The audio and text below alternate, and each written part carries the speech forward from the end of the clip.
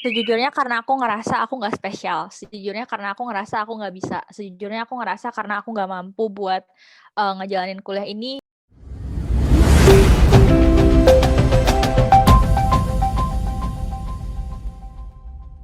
Halo guys, welcome back to Untold Stories channel. Sebelum kita mulai video kali ini, please like, subscribe, and share this channel. Di video kali ini kita kedatangan tamu yang sangat spesial. Dia seorang wanita yang masih sangat muda, berusia 23 tahun, cantik, dan sekarang dia sedang bekerja di luar negeri, lebih tepatnya di Melbourne. Dia bekerja di salah satu top klinik. So, biar nggak lama lagi, please welcome Fernanda Subeno. Halo, aku Fernanda, an Indonesian that is working passionately as a dermal clinician di sebuah klinik Melbourne di Australia. Hai Fer, apa kabar? Baik, halo. Bagaimana COVID di sana? Kebetulan oke sih, kayak better lah ya, kayak zero cases gitu. Kita sempat ada lockdown 4 kali di sini. Terus gimana lo di sana? Aman semua? Di sini Sehat-sehat lumayan kan? aman, iya jauh lebih aman ya kalau misalnya dibanding sama di Indonesia. Kondisinya sekarang lumayan prihatin kan. Fer, lu bisa jelasin tentang derma clinician nggak? Soalnya di Indonesia sih, gue sih jarang sih dengar derma clinician. Boleh.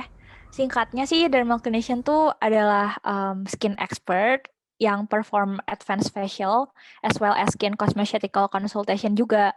Jadi kami membantu pasien-pasien kami untuk mengerti pemahaman yang technical dan non-technical mengenai kayak treatment atau terapi apa yang bisa membantu kondisi kulit mereka, chemical peel yang mana, dan kami juga melakukan kayak prosedur-prosedur yang kami saranin, termasuk skin needling yang menggunakan jarum micro dan light-based treatment yang dalam bahasa gampangnya seperti orang-orang tahu advanced laser gitu. Berat sekali ya pembahasannya. First video kayak pembahasannya langsung berat banget. So, Fer, boleh nggak sih cerita sedikit pengalaman kenapa sih bisa sampai ngambil dermal clinician ini? Interesting question.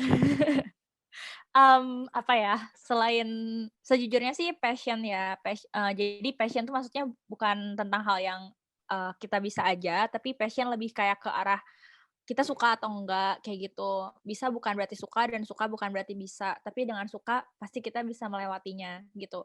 Sebenarnya gitu sih. Terus, jadi gini, dari kecil sebenarnya suka, tapi nggak tahu nyebutnya apa itu cita-cita ini. Jadi kayak, awalnya Fernanda yang masih kecil gitu, kayak dia terinspirasi dari mamahnya. Di mana, seneng banget ya bisa kayak nolong orang atau nggak bikin orang tuh ngerasa kayak fantastic about themselves kayak gitu. Seneng gitu bisa bantuin masalah mereka, being with them kayak buat kayak overcome their insecurities gitu loh. Jadi karena emang background keluarga juga udah ada di bidang yang kayak gini, orang tuaku tuh expect aku tuh untuk lanjutin bisnis mereka gitu. Kayak nanti kamu ambil IPA, terus ambil kedokteran, terus spesialisin ke kulit ya, kayak gitu loh. Ya kayak gitu sih, tapi ya intinya aku sempat gagal dari SMA itu pas aku masuknya IPA IPS kan dulu zamannya ya nggak sih Cen?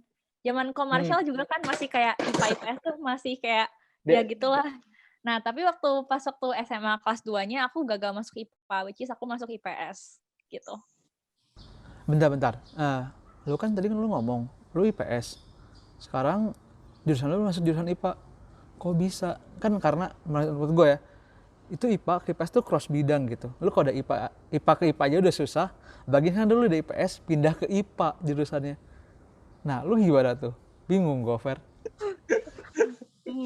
Dari mana ya?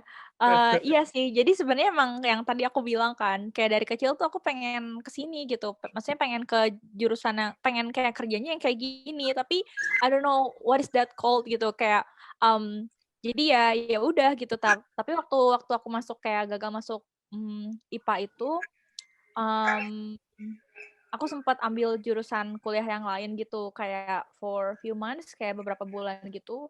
Terus tapi akhirnya banting setir juga, karena mama kayak bilang, "Oh ini nih ada jalan nih," kayak gitu. Itu a long journey. Kalian mau tahu ceritanya atau gimana? Gue kepo sih. IPA ke IPS tuh pindah bidangnya tuh gimana? Soalnya bagi gue tuh itu kayak mustahil gitu, Fer. Coba lu ceritain lagi, coba. Oh, oke. Jadi waktu aku masuk um, IPS itu kayak aku sempat ngerasanya kayak gagal banget, kayak everything was messed up. Cause like kayak my parents kan udah expect dan aku pun udah expect kayak aku bakal masuk ke jurusan yang kayak IPA, udah gitu nanti ambil kedokteran spesialis kulit bla bla bla gitu. Tapi di tengah jalan aku masuk IPA aja enggak gitu kan, which is aku masuknya IPS. Nah, pas waktu aku lagi masuk IPS itu, aku sempat kayak um, apa ya, kayak down banget. Soalnya my parents tuh sampai yang kayak kamu udah masuk IPS berarti kayak kamu tuh full gagal kayak gitu loh. Karena kayak kamu nggak bisa, bahkan step awal aja untuk kamu masuk ke bidang kulit itu aja kamu nggak bisa, apalagi kamu mau step further kayak gitu. Nah, um, tapi lucunya waktu itu aku sempat ditawarin sama salah satu guru di sekolahku buat kayak ikut lomba perfilman gitu. Nah, cuman itu kayak beyond my expectation because I never kayak ikut lomba perfilman. Cuman karena alasannya mungkin karena aku suka bikin puisi at the time. Jadi kayak guru aku yang kayak, kamu suka bikin puisi, suka bikin cerita, udah ikut perfilman aja gitu kan. Kayak perfilman buat lomba ini. Nah tapi tuh sebenarnya waktu itu lombanya diem-diem. Gara-gara kayak pernah satu kali aku tuh kayak ditawarin buat ikut OSIS gitu loh di sekolah yang aku SMA ini. Tapi orang tua aku nggak ngizinin. Pas aku nyodorin kertasnya kayak, "Pah, mah ini tinggal tanda tangan," kayak gitu. Terus mereka yang kayak, "Apa ini?" "Enggak, kamu IPS aja. Kamu IPS aja." Gimana ya? Kayak kamu masuk IPS aja gitu. Jadi kayak itu aja udah kayak kegagalan gitu. Jadi kayak ini kamu mau main-main masuk OSIS kayak nggak usah, nggak penting kayak gitu loh. Terus jadi aku yang kayak mikirnya tadinya kayak mama aku bisa kayak bangga gitu, ujung-ujungnya ternyata enggak gitu. Oke. Nah, terus tapi untungnya waktu aku masuk perfilman itu lomba diam-diam segala macam, untungnya aku menang waktu itu, menang kayak juara 1 gitu. Even though kayak my parents was like really disappointed with me, kayak gara-gara apa ini Verna ternyata pas waktu dijemput dia nggak ada di sekolah dan ternyata dia lagi ikut pengumuman lomba kayak gitu. Terus jadinya kayak ya nangis gitu lah ya, breakdown segala macam di sana. Tapi kayak unexpectable banget kayak menang juara 1 gitu. Terus nah dari situ aku sempat mikir kayaknya bukan di bidang kulit nih, aku tuh bidang perfilman kayak gitu. Terus kayak beberapa lomba aku ikutin segala macam yang akhirnya tuh aku pikir mau ke apply beasiswa ke Vancouver Film School. Kalau misalnya kalian pernah dengar kayak Mockingjay, Disney Pixar gitu-gitu, ya di situ. Terus kayak untungnya dapet, nggak untung sih ya, soalnya akhirnya aku buang juga beasiswanya. Cuman kayak, ya aku udah sempat dapat beasiswa ke sana meskipun nggak banyak. Terus, tapi waktu pas pertama aku tahu kalau misalnya aku pengen jadi director atau artis atau ya scriptwriter kayak gitu, mereka nggak ngizinin. Terus jadinya setelah dari situ setelah dari situ akhirnya aku ngerasa kayak apa ya, aku udah coba banyak hal tapi tetap enggak gitu loh, tetap kayaknya jalannya ditutup gitu loh. Terus singkat cerita akhirnya pas udah lulus SMA ngerasa kayak kosong, tapi karena aku dari kecil bantuin mama di bidang bisnis gitu, then I thought kayak I should just take business kayak gitu. Terus aku emang sempat ambil bisnis, tapi aku nggak suka. Kayak maksudnya aku bisa, tapi aku nggak suka gitu loh. Nggak tahu sih ada dari kalian mungkin yang pernah ngalamin kayak gitu. Kayak bisa tapi nggak suka kayak gitu loh. Jadi Itu makanya nonton episode sebelumnya. lanjut Fer. Interesting soal cerita ya. Iya nggak apa gitu sih. Jadi kayak dari situ aku ambil bisnis. Tapi pas waktu aku lagi ambil bisnis pun aku sambil kayak bikin parfum, kayak jualan apa gitu. Karena emang di bidang aku pas bantuin papa itu lebih di bidang parfum gitu. Terus aku jualan parfum bla bla bla. Tapi kayak that's all. Kayak it's all just about money, business and stuff. Kayak I don't feel like this is what my passion gitu. Dan beruntungnya Tuhan kayak kasih tahu ke mama, kayak mama aku waktu itu religius Paul ya. Jadi kayak mamaku yang kayak "Nak, mama rasa Tuhan emang pengen kamu di bidang yang awal deh, bidang kulit." Terus tiap kali aku di apa namanya? diomongin soal kayak gitu, aku selalu yang kayak, apa sih gitu loh. Kayak aku ngerasanya kayak there's no way buat aku pergi ke situ lagi gitu loh. Tapi somehow aku bilang, ada nih di Amrik sama di Aussie, mereka punya ini, kayak gitu. Namanya Dermal Clinician, kayak gitu. Jurusannya namanya Bachelor of Health Dermal Science gitu. Ada tes-tesnya, kayak karena aku dari PS, terus ada tesnya, ada tes Inggris kayak gitu-gitu, terus ya udah aku coba dan terus masuk deh. Meskipun aku awalnya ragu ya, itu banyak banget background-nya. Cuman Hmm. gitu. Berarti Fer, kan buat tuh nyampe ke mimpi lu yang sekarang tuh lika-liku panjang tuh. Yang gue denger tadi lu dari bisnis ke perfilman, terus sekarang pindah masuk baru dapet mimpi lu. Sedangkan gue juga kan dulu pernah di perfilman kan, akhirnya gue masuk ke bidang retail nih. Nah, lu bisa lu bisa balik ke passion lu yang lama gimana sih? Tapi selain kata mama ya. Ya, gimana ya?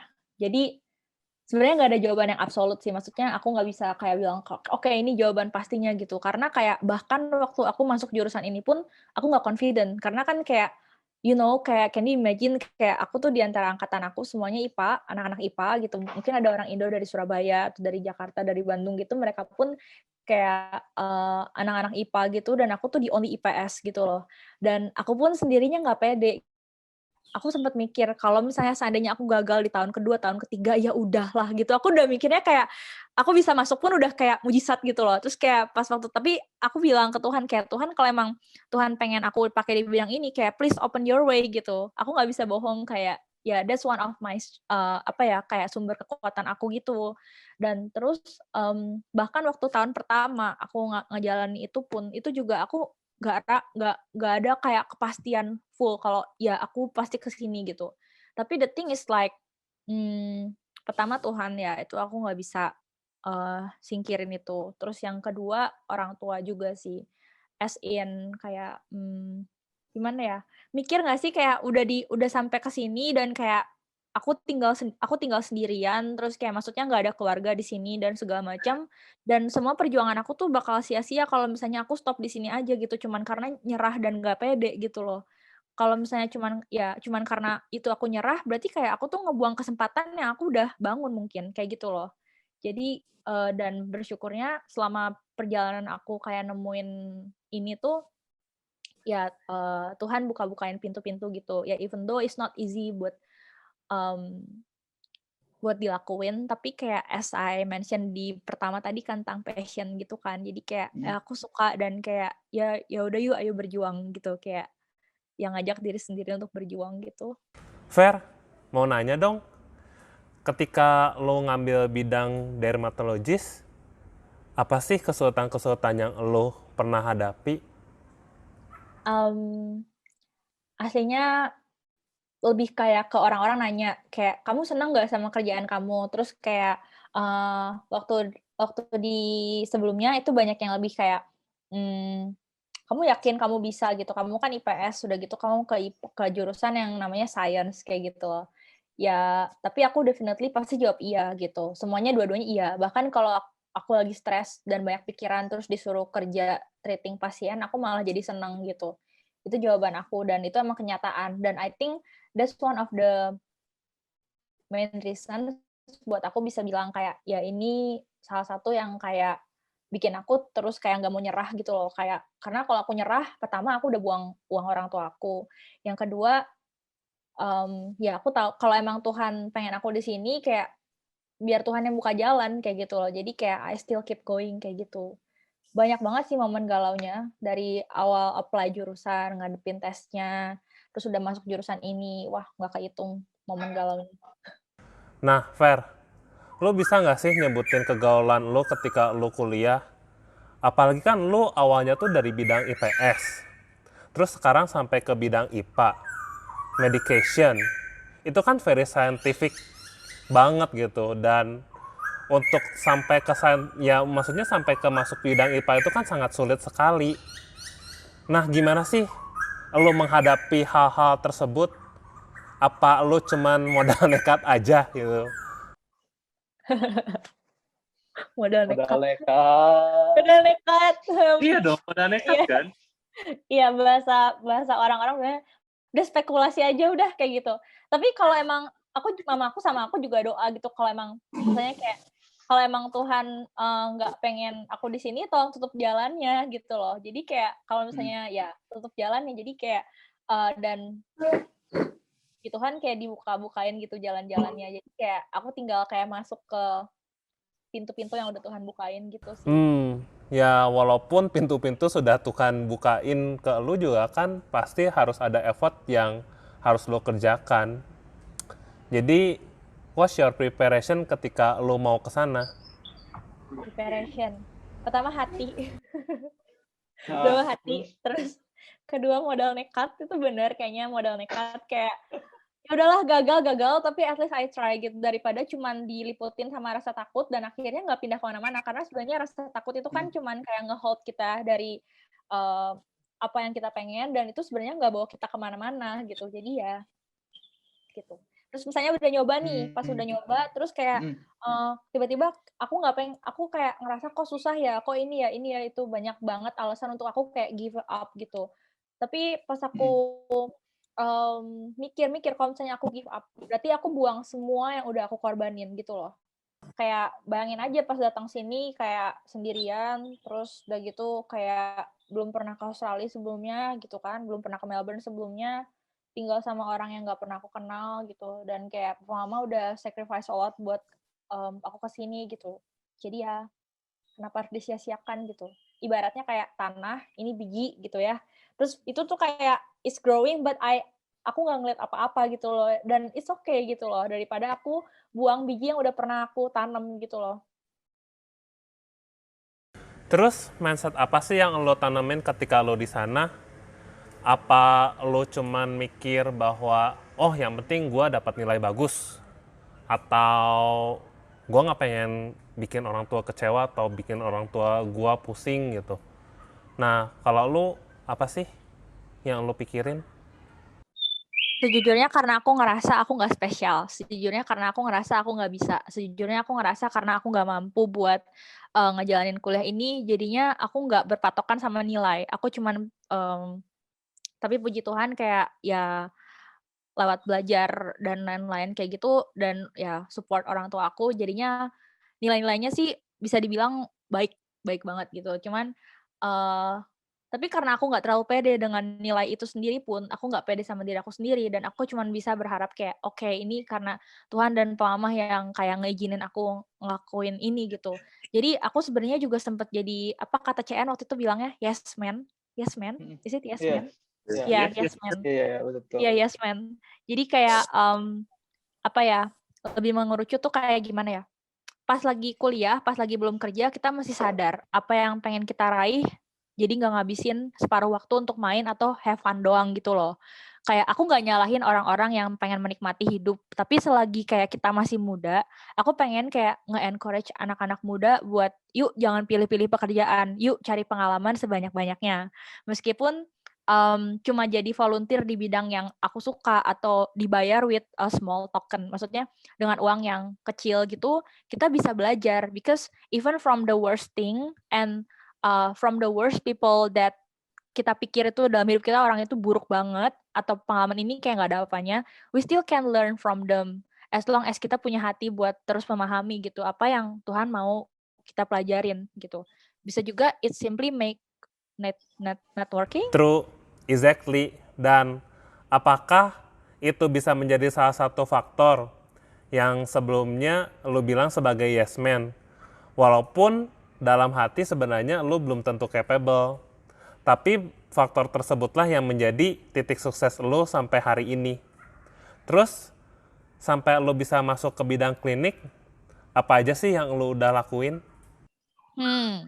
Ditanya gini, jujur ya, bingung jawabnya. Karena nggak ada formula khusus gitu. Meskipun yang tadi aku udah sempat ceritain, aku kerja keras dan apply kerjaan sampai aku sempat kayak apply kerjaan kayak udah kayak spamming gitu, tau gak sih? Udah kayak, udahlah, apply kayak gitu. Kayak atau kesalahan manapun gitu di Melbourne. Tapi itu bukan jawaban yang absolut menurut aku pribadi. Jawaban absolut aku tuh ya yang pertama, anugerah Tuhan, di mana Tuhan yang mampuin aku. Bohong kalau aku bilang aku bisa, itu bohong banget. Ketika aku udah hopeless banget, sampai setiap kali nerima email kayak, thank you for your application, unfortunately, blah blah bla bla bla bla kayak gitu. Dan Terus ketambahan suaranya kayak kayak flight attendants ya tiba-tiba. boleh lah ya part-time Ya, flight boleh. attendant. Ya. Nggak apa. Siapa tahu kalau misalnya udah pensiun jadinya flight attendants gitu ya. Iya. Oke. Dan yang ketambahan kayak sebelumnya jujurnya aku pernah kerja loh di salah satu restoran di Melbourne. Dan waktu itu pas aku keluar, si ownernya tuh bilang gini, kalau kerjaan kayak gini aja kamu nggak bisa, kamu nggak akan bisa kerja dimanapun, kamu nggak akan jadi apa-apa. Dan kata-kata itu tuh terngiang-ngiang di otak aku sampai aku sendiri nambah-nambahin ke diri sendiri kayak, woi, kamu tuh IPS, bisa survive dan lulus di jurusan ini aja udah bersyukur. Jangan mimpi mau kerja di klinik, apalagi di Melbourne City gitu. Lu tuh nggak pinter-pinter amat. Banyak orang yang underestimate aku sebelumnya. Singkatnya, apa ya, kayak gak ada yang kasih aku kepercayaan 100% seperti Tuhan kasih kepercayaan sama aku. Itu yang pertama. So lo Terus yang baper juga dong. ya baper dong. Baper banget dong. Oke. Continue. Ya bohong kalau nggak ada baper. Ya. Yang kedua, Yang kedua apa ya? Jawaban absolut aku ya doa orang tua, support orang tua financially, support dalam doa, dan yang dari kecil didik aku lumayan keras buat bantuin mereka dalam hal-hal hidup penting yang aku nggak pernah tahu gitu sebelumnya. Dan juga kalian tahu nggak sih yang lain kan ada emoji stiker gitu kan. Jadi kayak kalau mama kayak ngasih emoji kayak puk puk puk atau emoji kayak semangat gitu tuh udah kayak it means a lot for me. ya setidaknya kayak ada mereka di dekatmu ya. Iya bener dong. Banyak homesick. Tapi penting, tapi ya dari yang kayak support mereka ini juga bikin aku kayak nggak pengen ngecewain mereka gitu. Tapi penting buat kita tahu bahwa dalam proses kita sebagai anak punya orang tua itu juga nilai plus untuk kita berhasil entah dalam hal sekolah, kuliah atau kerjaan. Jadi maksud tuh gini, pas kita hidup bareng orang tua, bantuin mereka dan lain-lain, kita kan pasti nemu banyak bentrokan gak sih? Nah, kita melihat sisi imperfect dari orang tua kita juga sering dong. Penting buat kita tuh untuk kayak belajar saling mengampuni, saling terbuka, dan saling belajar apa yang bisa kita lakuin. Karena percuma ya mau gelar tinggi atau mau sepintar apa, tapi kalau nggak bisa sayang sama orang tua, nggak bisa belajar buat maafin dan lain-lain. Hey, kita juga sebagai anak nyusahin, woy. Mamaku sering bilang kayak, kalau kamu nyimpan kepahitan atau dendam sama orang tua, itu bisa ngelok jalan hidup kita. Tapi fair, orang tua gue juga ngomong gitu sih, sama persis kayak orang tua lo ngomong. Jadi agak menusuk. Oh, sorry. Lo kan tadi berarti lu udah berdamai dengan diri lu sendiri kan, berdamai dengan masa lalu lu, berdamai dengan insecurity lu, berdamai dengan segala kekurangan lu. Gue tuh mau nanya karena banyak nih orang di luar sana tuh yang belum berdamai dengan dirinya sendiri gitu, belum berdamai dengan orang tuanya, belum berdamai dengan masa lalunya. Nah, gimana sih cara lu tuh overcome hal itu gitu? Itu tuh menurut gue tuh penting gitu. Interesting question. Thank you for asking me. Cuman sebenarnya ini termasuk kayak salah satu cerita atau kisah yang sebelum aku keterima kerja di klinik yang sekarang gitu. Jadi pas lagi kuliah, pas lagi belum kerja, kita mesti sadar kan kayak yang tadi aku cerita jadi yes man kayak gitu, kayak gak bisa kita terus fokus sama kayak gimana ya cara overcome insecurity aku, atau gimana ya caranya supaya kita jadi pede, gimana ya caranya supaya kita jadi lebih confident, atau lebih ya pokoknya lebih kayak tentang yang diri sendiri. Karena kalau kita fokus sama diri sendiri terus-terusan, itu tuh sebenarnya kayak gak akan bawa kita kemana-mana juga sebenarnya gitu. Jadi waktu aku tadi jadi yes man bla bla bla, aku lebih banyak belajar tentang orang lain. Aku lebih belajar banyak tentang kayak aku kayaknya capable di bidang ini, misalnya waktu itu aku kan jadi freelance makeup juga. Terus aku juga sempat jadi kayak skincare demonstrator di salah satu pameran skincare kayak gitu juga gitu. Dari situ aku banyak belajar. Terus banyak belajar juga dari orang-orang yang aku anggap ini terlalu buruk dan aku nggak perlu belajar dari dia kayak gitu. Kita juga bisa belajar dari mereka gitu. Kayak tanya gitu, kayak apa yang bisa aku pelajarin dari hari ini kayak gitu loh.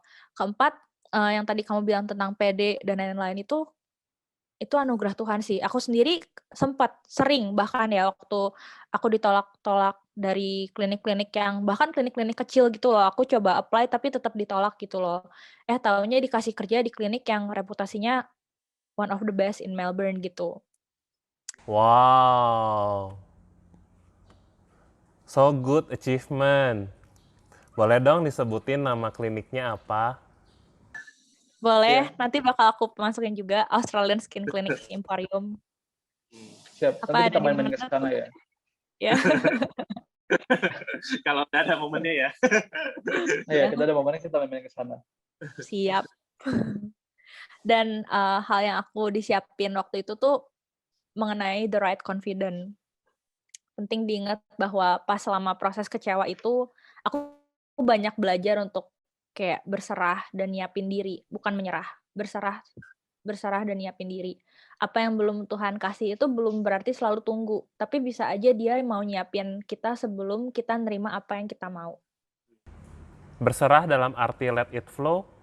Enggak, jadi gini, aku sempat bertanya sama diri aku sendiri kayak berserah sama menyerah tuh bedanya apa gitu ya. Kalau menyerah itu kita kayak ya udah kita lepas dan kita tutup mata, tutup telinga, nggak mau tahu lagi gitu. Tapi kalau misalnya berserah itu lebih kayak, "Oh, I know there's someone that control all of the things. Yang aku perlu lakuin sekarang adalah lakuin bagian aku," gitu. Dan aku tahu kayak Tuhan yang atur kayak gitu.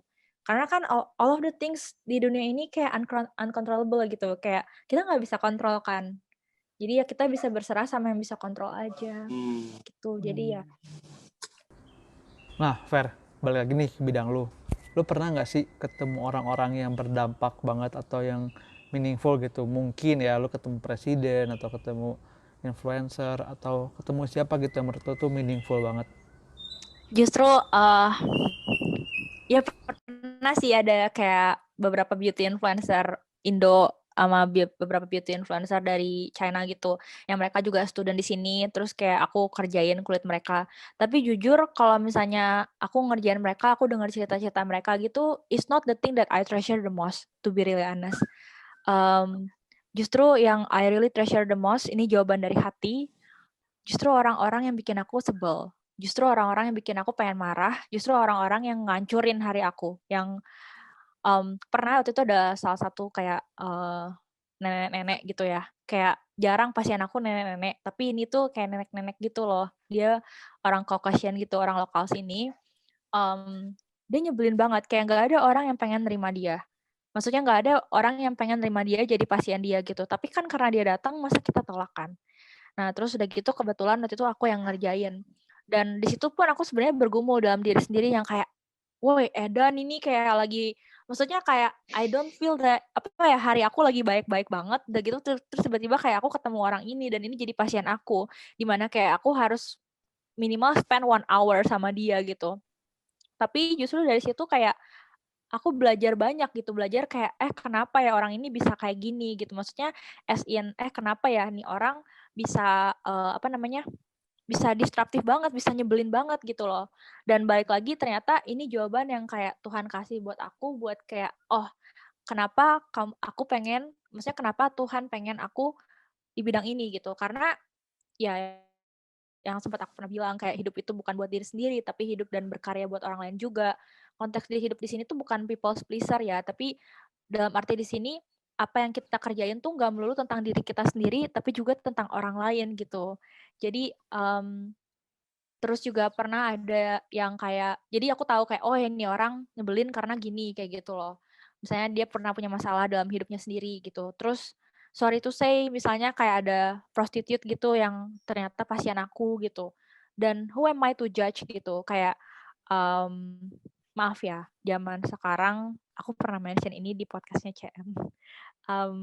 Zaman Oke. sekarang, sorry, zaman sekarang tuh kan kayak apa ya, agama atau label tentang agama gitu, itu jadi kayak tolak ukur untuk kita bisa menghakimi orang. Kita lupa kalau sebenarnya Hmm. kayak yang paling penting itu adalah kasih.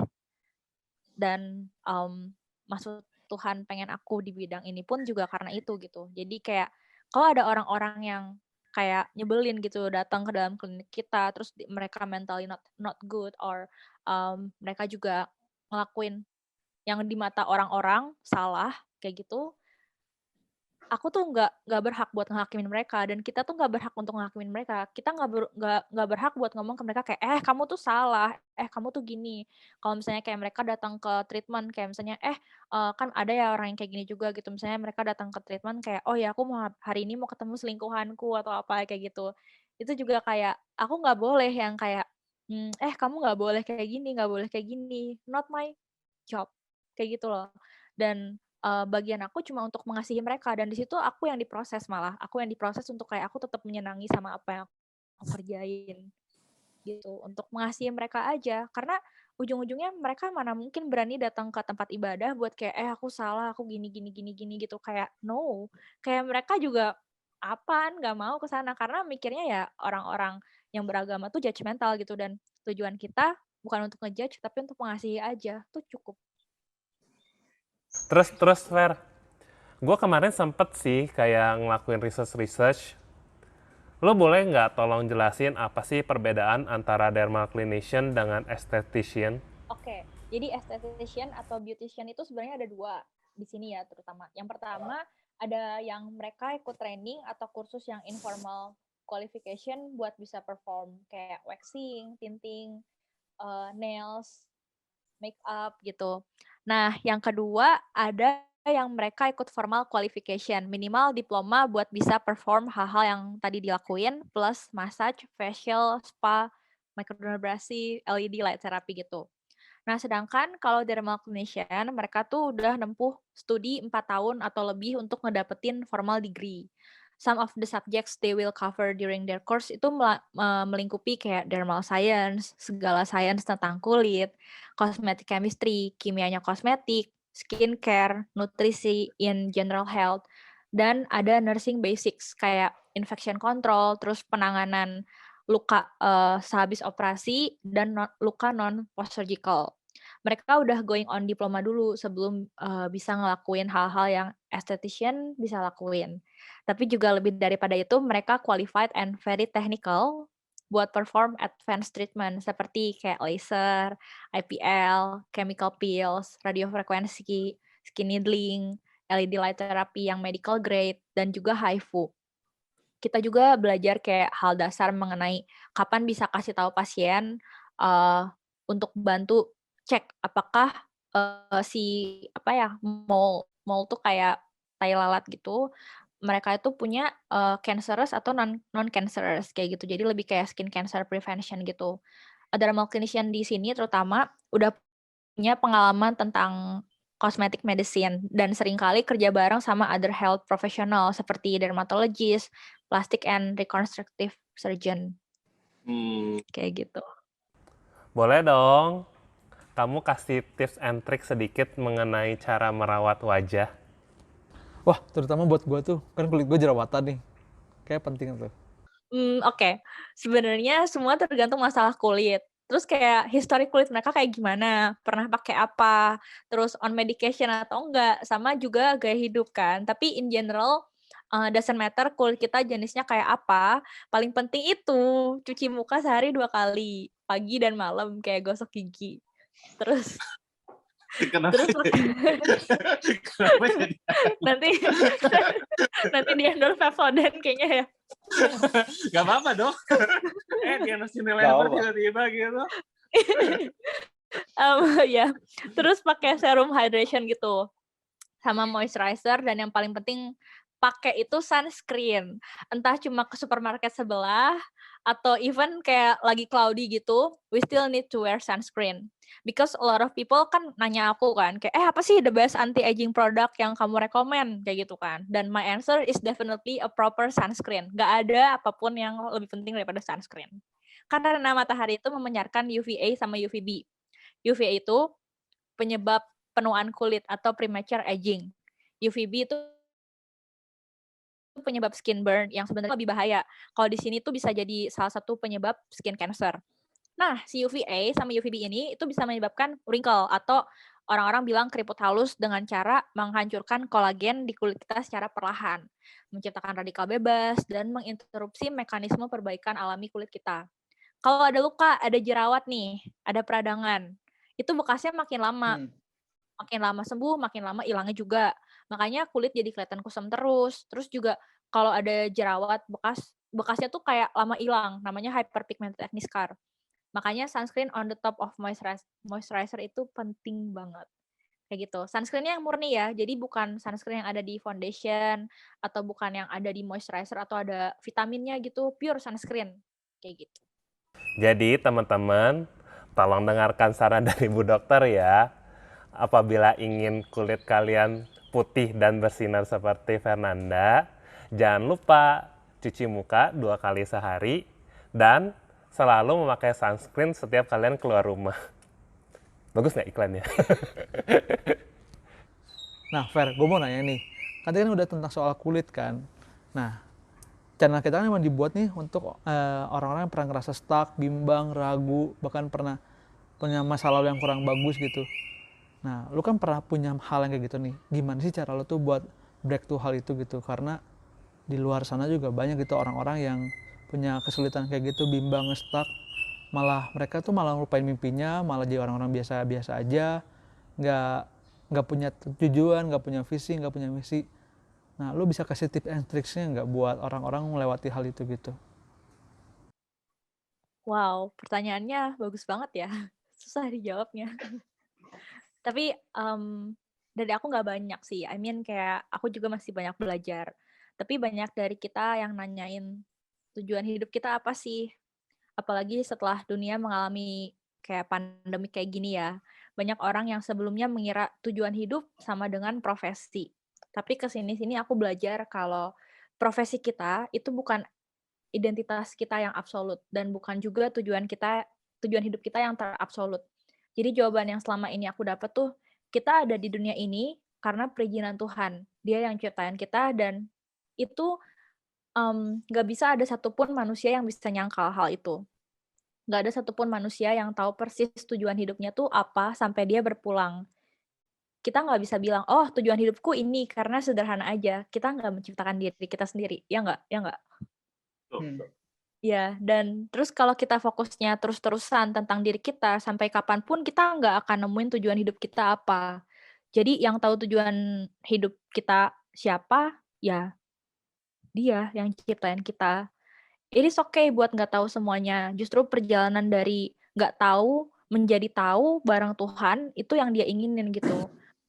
Kayak misalnya, let's say, pensil gitu ya. Um, kayak gini lah ya.